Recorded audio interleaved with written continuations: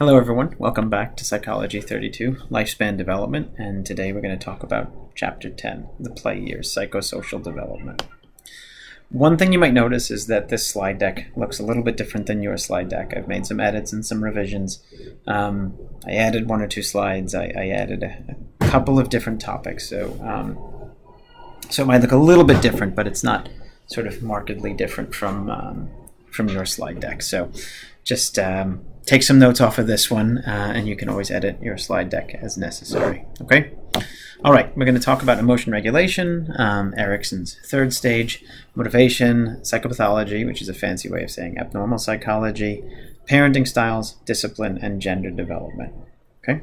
I'm going to try to keep this video in under an hour. At the end of the video, I'm going to talk a little bit about the assignment for Let's Do This Week. I might even post, I'm going to post a document that will help you with the assignment this week. Okay? All right. So, emotion regulation. Between the ages of 2 and 6, what we call the play years, it's expected that the child will begin to start displaying a certain amount of what we call emotion regulation, the ability to control or regulate his or her emotions. Children at this age will still tantrum, but as you move on and as the child gets older, they should start to get to the point where the tantrums aren't all the time for any reason. If you've watched an infant, something happens, the infant gets upset, and immediately they start to cry, and they keep crying, and it gets worse and worse and worse until something settles them. And it's a full level of cry pretty much every time. It's hard to find an infant that won't reach that full level of crying, from the moment that something upsets them. But children should be able to start to control their own emotions. They should be able to not become totally explosive, not become enraged when they get angry, completely enraged when they get angry. They should be able to start to control this to one degree or another. Okay? And emotion regulation is a skill. They have to develop it. They have to learn it. They have to practice. Okay? And the more that they practice, the more they learn, the better they become. Erikson's third stage is initiative versus guilt, and very similar to the second stage and the fourth stage.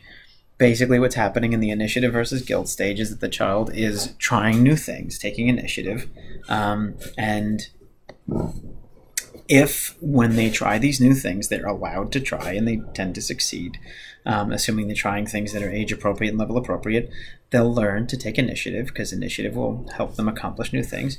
If they don't, then they'll feel guilty. It's as simple as that. They will feel afraid to try new things. They'll feel afraid to experiment, and they'll be a lot more dependent rather than independent. And again, one of the big things with Erikson's theory is that early experiences tend to follow us for the rest of our lives, and if the child doesn't develop initiative now, he or she may never develop initiative. Okay, they might be the type of person that lets other people take charge, the type of person that is insecure in their abilities, the type of person that lets other people do things for them or encourages other people to do things for them because they're afraid to do things on their own, they won't take risks, etc. Okay? Now, intrinsic versus extrinsic motivation. This is a topic that we touched on a little bit last chapter. Was it last chapter or the chapter before? We were talking about schools, and we were talking about the different types of schools, right? Child-centered versus teacher-directed learning. We talked about this a little bit, but it's worth sort of hashing out a little bit more now because it's an important concept. And so intrinsic motivation is inward motivation, okay, versus extrinsic motivation, which is external. So if somebody pays you to go to work and you work for the salary, then that's an extrinsic motivator. The salary is an extrinsic motivator, right? Because you're doing it for the money. If you, let's say, take a job because you love it, and yes, of course, you get paid, because if you didn't get paid, or even if you don't get paid, let's say you volunteer and you do it because you really enjoy doing this, that would be something that people would argue is intrinsically motivated. You're doing it because you love it. You're doing it because this is the thing that you want to do. You don't even need to get paid. It's intrinsic motivation versus extrinsic motivation. Extrinsic motivation is where, somebody's offering you something on the outside. So think about it. Think about the types of jobs that you might like to have one day. Okay? Are they extrinsically motivated jobs? Are they jobs that you're just going to make a lot of money? Or are they intrinsically motivated? Or would you like both? Ideally, we would find something that does both, something that pays a lot and something that we love doing, right? What's the saying? You work a job that you love, you never work a day in your life, or something like that. If you find a job that you love, you never work a day in your life. And that the thought is that if you do a job that's intrinsically motivated, or that you're intrinsically motivated to do, you'll be happy for the rest of your life. It wouldn't be considered work. Okay? And intrinsic and extrinsic motivators don't just have to do with work, right? It doesn't have to do with career only. Children experience a lot of intrinsic versus extrinsic motivators. Children might like a particular food. So you could offer them a cupcake or something. Oh, well, if you finish your homework, I'll give you a cupcake. And they'll work really hard to get the cupcake. That's an extrinsic motivator. Or they might have an intrinsic motivator. They really like to spend time with their older brother or their older sister. And you say, well, you know what? As soon as you finish your homework, you can go play with your older brother or your older sister. And they love playing with their older sister. So that's an intrinsic reinforcer. Okay, and that's something that's an example of intrinsic motivation, right? Something that motivates them that's internal, not external. Okay? Now, psychopathology is just a fancy word for abnormal psychology. One of the things that we can start to see at this age is if there is any underlying psychopathology, if there is any mental illness, there are sometimes signs that you can see early on, and this is the earliest age where you might see signs of abnormal behavior. Okay? There are a couple of different signs. The earliest sign are going to be emotions that tend to overwhelm the child. Now look, every child gets upset. Every child cries. Every child gets angry. Every child tantrums. That's normal. But if it seems like the child is getting emotional again and again, and it seems like it's almost like the emotions have taken on a life of their own. The emotions are pushing the behavior, not the other way around. This might be, I'm not saying definite at all, but this could be a possible indication of the potential for mental illness. Okay? Emotion regulation typically begins with impulse control, right? So basically, stopping the one's self from doing something that they shouldn't be doing. One famous example of impulse control is the Michel marshmallow story. A psychologist named Michel did this famous study where he did what he called the marshmallow test. And so he would put a young child in a room and put a marshmallow in front of them. And the instructions were, you can have one marshmallow now, or you can wait. And if you wait, you'll get two.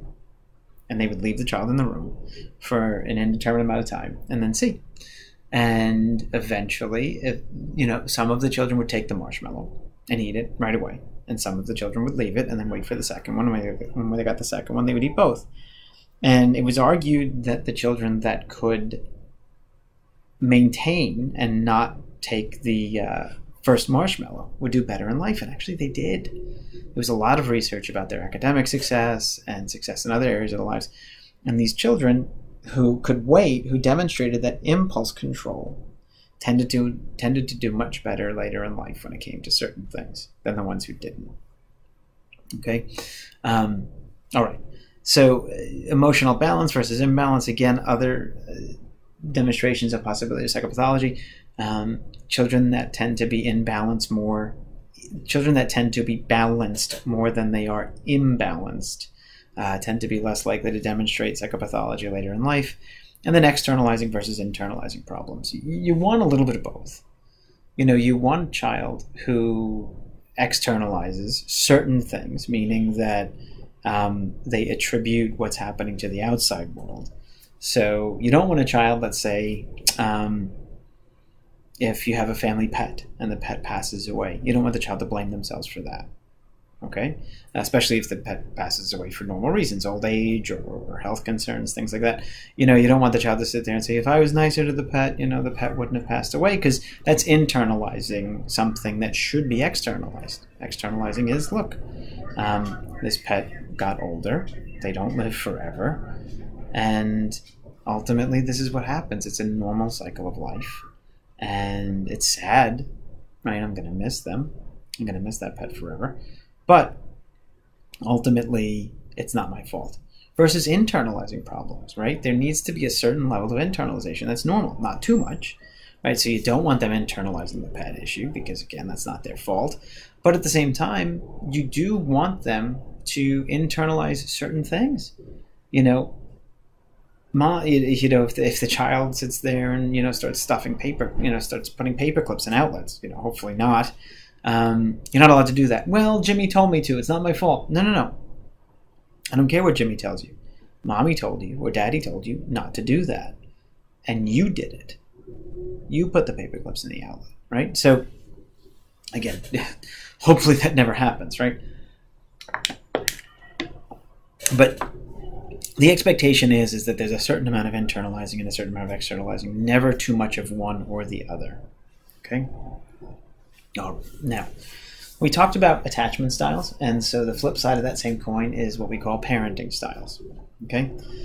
Parenting styles are the way in which a parent approaches a child, and I'm actually going to type on this slide as we're here because I'm going to add something to it. Okay? Parenting styles were measured by something called discipline and warmth.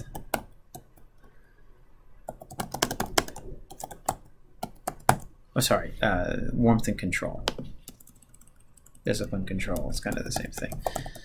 And when parenting styles were originally measured, they were measured under these two dimensions, control and warmth. And each of the 4 parenting styles that are here can be measured under high control or low control and high warmth and low warmth. Okay? And ideally, when we're talking about parenting styles, we want both high control and high warmth. Okay? The reason for that is that you want every child, and again, I'm going to actually do some more edits while I'm going through this. You want every child to have certain rules and boundaries and certain levels of discipline. And you want every child to also know that the parent is there for them and the parent is interacting with them. And ultimately, basically, the parent is responsive to them. Okay? So forgive me while I make some edits here, just quickly. Let's see here. So, all right. So I wanted to make this a little more consistent. So warmth and control, put that back here, and then put that here. And then we'll add warmth and control here, and we'll go through each one quickly. All right, so authoritarian parents. So think of authoritarian sort of as barbarian. I don't know a better way to do that. Authoritarian parents are parents that are very high on control. So we're going to say we're going to green light them for control. We do our text color here. But they're going to be very low on warmth. Okay? Meaning that these parents typically really are not receptive to their children. All discipline all the time. Don't interact with them very well, don't play with them very well, but all punishment all the time, basically. And that's not something that we really, really want, because obviously it's a child that's going to think, well, I'm going to get in trouble if I do the right thing, I'm going to get in trouble if I do the wrong thing, so I might as well do the wrong thing because it's more fun. Okay? Now, permissive parenting is kind of the opposite. So permissive parenting is going to be, or permissive parents are going to be very low on control, but they're going to be very high on warmth. Okay?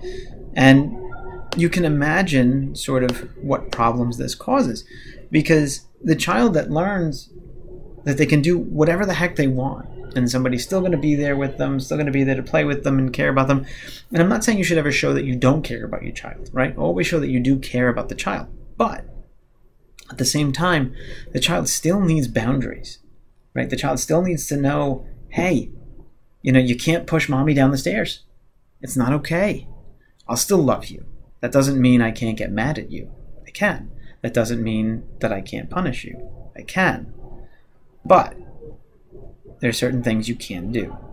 Okay? Authoritative parents, right? So these are the ones that we kind of, well, we hope for as much as we can. All right, so the authoritative parent is a parent that's demonstrating both warmth and control. Okay, so what happens with the authoritative parents is that they're receptive to the child's needs, they interact with them, they play with them, they talk to them, etc. But they also demonstrate discipline. Okay, these aren't their child's best friends, right? That's not the goal. Okay, you can be friendly to your child, but you don't want to be your child's friend. They need to understand that there's a difference between you and them. There's a power differential there, etc. And you ultimately have to demonstrate that, one person's in charge and one person is not. So you're demonstrating both control and warmth, and this is ideal, or at least research indicates that this is ideal. Okay. Lastly are the uninvolved parents, and they are pretty much just what they sound like. Okay, these are parents that have low levels of control, so they're really not paying attention to what the kid's doing, and they're not receptive. They just kind of let their kid do whatever they want. Okay, and again, you can imagine what this looks like as an adult, a child that's raised this way. They're an adult that ultimately probably is always seeking somebody who's going to interact with them, or just will be with anybody who pays attention to them, even if they're paying attention in ways that are unhealthy, right? That could certainly be the case. It could be somebody who maybe expresses this level of uninvolvement in their relationships with other people. You don't know. But research indicates that children of uninvolved parenting tend to have higher rates of anxiety, higher rates of distress, possibly higher rates of psychological disorders later on in life. There's a lot that goes into it. Okay? Now, discipline and punishment. Okay? I'm not going to tell you what to do for your child and how to fix them and everything else. And I'm not going to tell you, ideally what to do step by step, right? Because every child is different. And I don't want to come across preachy, and I don't want to come across like I know better than you, right? As parents, you know your child better than anybody does. What I will tell you is that there are a couple of things to keep in mind when we talk about discipline and punishment, and what works and what doesn't work. Okay? The first thing, let's talk about what works. Consistency. Okay? Be consistent. If not doing your homework or telling a lie is a 10-minute timeout, well, then it's a 10-minute timeout. You can't say one day that it's a 2-minute timeout because you're in a good mood and you want to go out and play with your child, and then another day it's a 3-hour timeout because you just got really mad. It's got to be consistent across the board, right? Your punishments cannot change because your mood changes. Your punishments can change because the behavior changes, but not because your mood changes. Second, punishment needs to be immediate. If a child does something wrong at 10 o'clock in the morning on a Tuesday, you can't wait till Friday to punish them. Because especially a 2 to 6 year old, they have no idea what you're punishing them for. And you can sit there and say, well, remember what you did on Tuesday? They remember, but if you think about it, part of punishment is both operant conditioning, right? Consequences. But it's also a little bit of classical conditioning too, wherein you want the child to associate this thing, this punishment with that behavior, and it's really hard for a 5-year-old or a 4-year-old to associate a punishment with a behavior when the punishment happens 5 days after the behavior. They just don't learn that way. Okay. Third thing that's important: make sure that you don't lose your temper. We all get angry, right? But try not to lose your temper. Try to let the punishment be appropriate and justified. Again, consistent. But try not to lose your temper, because it's unsettling to a child and it scares them.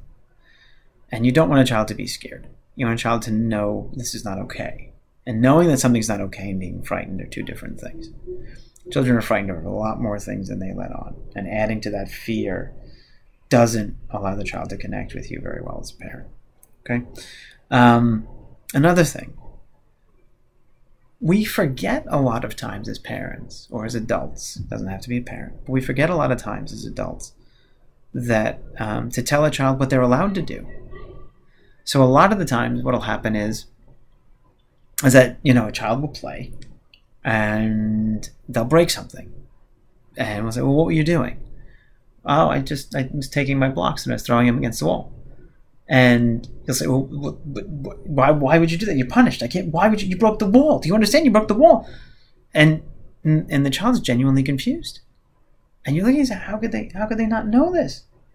Well, I'll give you a concrete example. So friends of mine had a little boy, called the little boy Bob.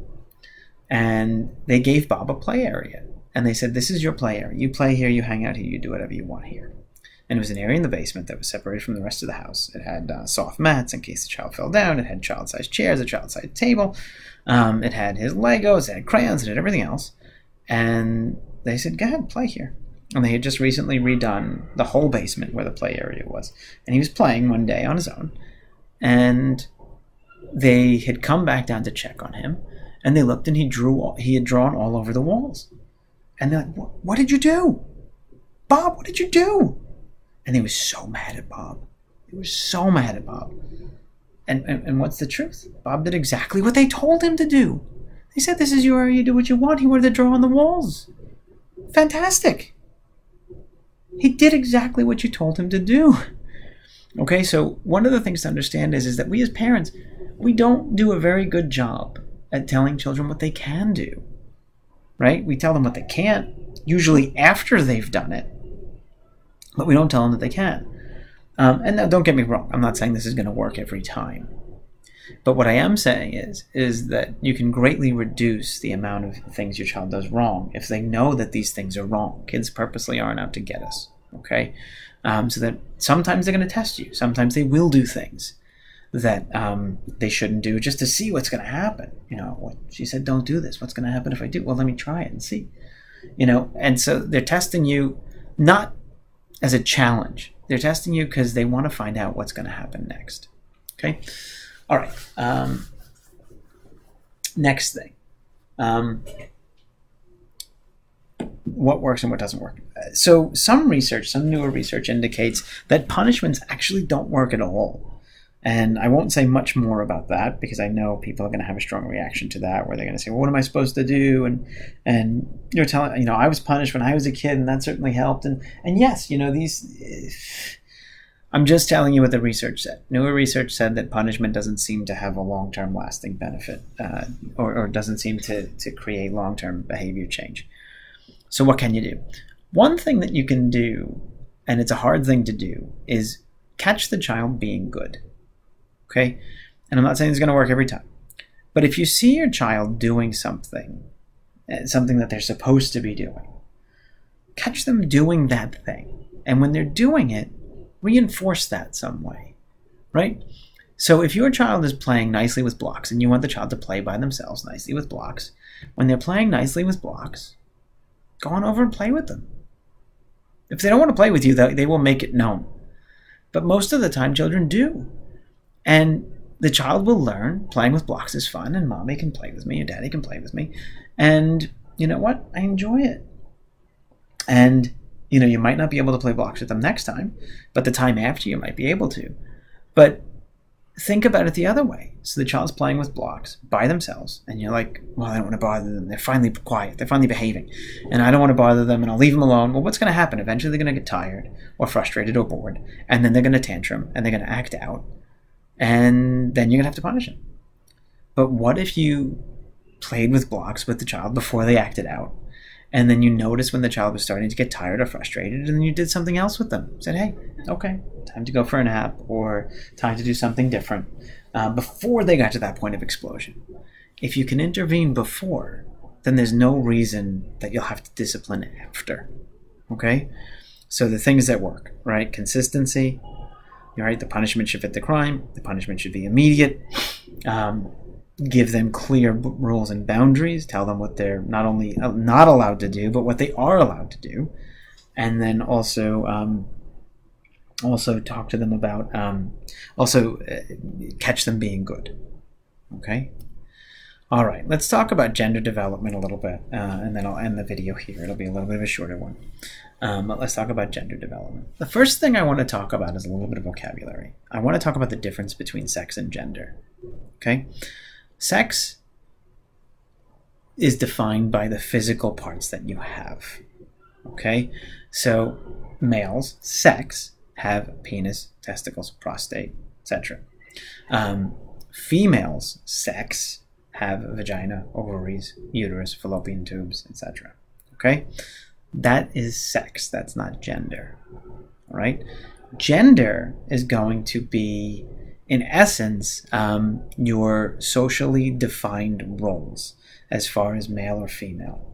So the gender role of a stereotypical male, and I'm giving you a very simple explanation for this because it's a lot more complicated than what I'm saying. And it's gotten more complicated as time has gone on. But I'm giving you a very, very basic cursory introduction to this. Gender is going to be the socially defined roles that males and females play. Okay? So when we talk about gender, we're talking about, the whole matriarchal versus patriarchal society. What do men do? What are women supposed to do? Males, again, stereotypically, gender stereotypically, they watch sports, they wrestle, they build with their hands. Females, typically, gender, they wear makeup and dresses and things like that, okay? And again, this is gender roles. That's not the same thing as sex, okay? Sex is biologically determined, okay? Gender is a lot more fluid than that. Okay? And people have what we call a gender identity. And that is how you identify. Do you identify as male or female? And, recently we've been at least becoming more aware of the fact of gender disparities. Now, when we talk about gender disparities, we're talking about gender in the workforce, disparities of pay, and we're also talking about things like Caitlyn Jenner, right? Who was born sex male. So Caitlyn Jenner was born with all the male parts. But Caitlyn Jenner has said that she is gender female. Okay?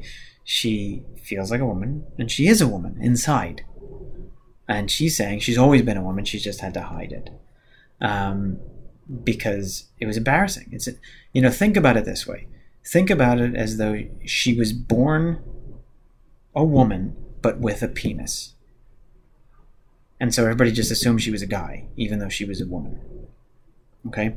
That's the easiest way I could explain it. And we would say that in that case, she had gender identity disorder, where her gender identity didn't match her physical parts. So she has gone through a physical change. She has gone on hormones, medications, and she has had surgery to remove certain parts, right?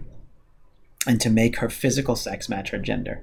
Now, one thing to understand when I'm talking about the difference between gender and sex is that a lot of people misuse the term. So when they say gender disparities or the gender gap in pay, it gets a little iffy what they're referring to. Because typically when they're referring to gender, they actually are saying sex. So they're saying the gender gap in pay, they're saying, well, males. But they're typically referring to sex males. Because you don't ever know who anybody is, under their clothes, right? Or inside or internally, right? Somebody could look outwardly male.